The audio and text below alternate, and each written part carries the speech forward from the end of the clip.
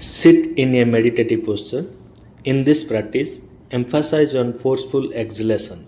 While exhaling, contract the abdomen. The inhalation will happen passively. During the practice, do not contract the face or shake the body.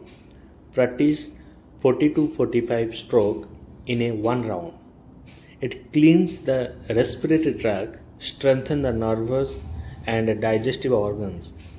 It is useful in asthma, bronchitis, sinusitis, constipation, obesity, and diabetes. Avoid in high blood pressure, cardiac problem, brain stroke, epilepsy, hernia, ulcer, giddiness, and weakness.